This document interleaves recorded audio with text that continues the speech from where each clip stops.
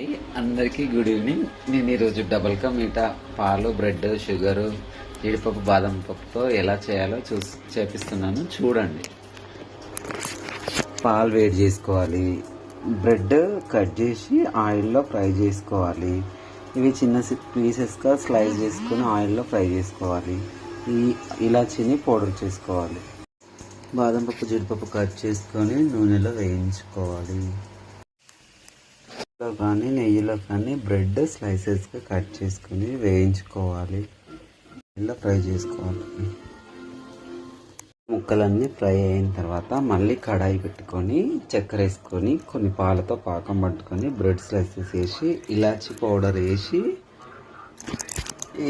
ఇవన్నీ యాడ్ చేయాలి. పాలు వేడి పెట్టుకొని ఒక 4 స్పూన్లు చక్కెర,